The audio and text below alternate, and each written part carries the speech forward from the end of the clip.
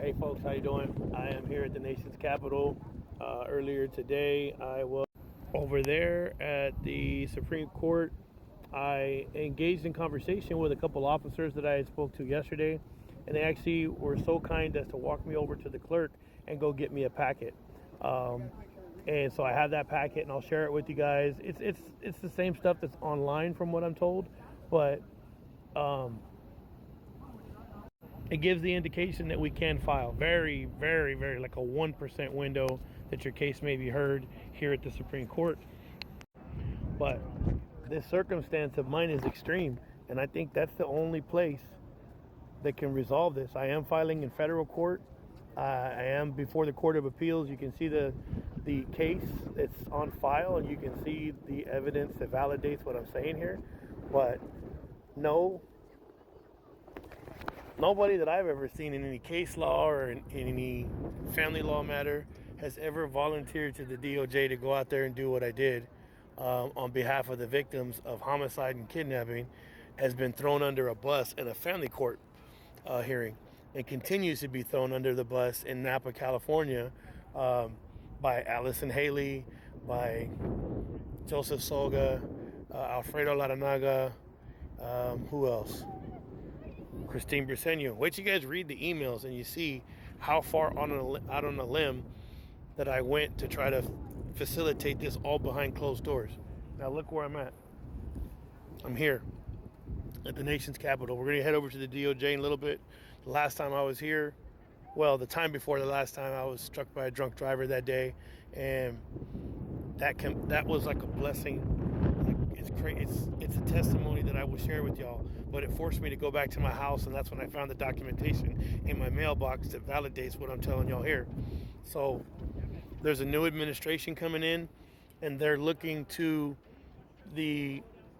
south as to what's going on in our country and the counter-border violence and the counter-border commerce that's impacting so many people and costing so many people their family members. And so it should be reasonable for me, as somebody who picked up the torch as just I'm a regular person. I just volunteered because I saw so many other people suffering. I had suffered, and I said, let me go do something. I'm nothing special other than an infantryman, peacekeeper. So I picked up that torch. So I'm hoping that those people in that building, or in this building, or in the federal court here in the great state of Virginia, will understand exactly what they're doing back in California. This corrupt conduct of Napa County to try to harm and silence somebody because they don't want the narrative put out that one of their people was on the other side of the coin. So while I was on one side of the coin, that individual was on the other side of the coin, and that individual was consistently taking my child into harm's way, and that was a no-go. It got to a point where it's like, you got to do something. In Napa County, I'm going to show y'all how they sat on their hands and didn't do anything, and instead now, to escape whatever liability that they're trying to avoid, they've gone to the criminal level because they're committing perjury and fraud. And I mean, I can prove it. I have the receipts. I recorded every time I went into these public spaces, and when they would try to come at me with like some BS, I said, you realize I was recording, right? It's a public space, and I have the emails. And so they doubled down and went and preferred like some terrible, like retaliatory action, and they've been trying to figure out ways around the Constitution and around the law, and they're abusing the machinery of justice to try to deny me due process and further hurt me and my son and I. Keep in mind, just remember when I say this, I've seen my son fight for his own life, and because of what they've done, this disgusting act of Joseph Solga and Gregory Carl Winter and these other folks, if my son was in that circumstance again, they've made it so that would put a blockade between my son and I. So I'm fighting relentlessly to avoid anything like that. But that's the severity of what they've done here.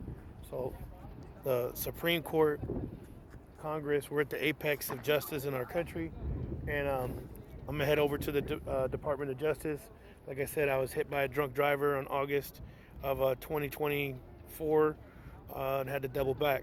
Enterprise, whatever. And I mean, their employee and her decisions to be reckless was imposing. And we're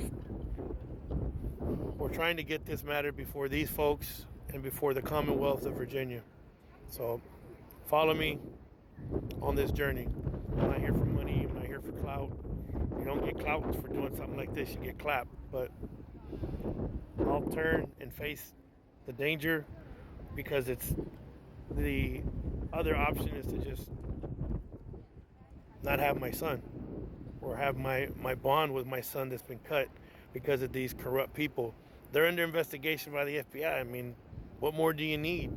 If that wasn't relative, or it wasn't going on, then I'm sure it'd be a much harder pill to swallow. But take a look at it, folks.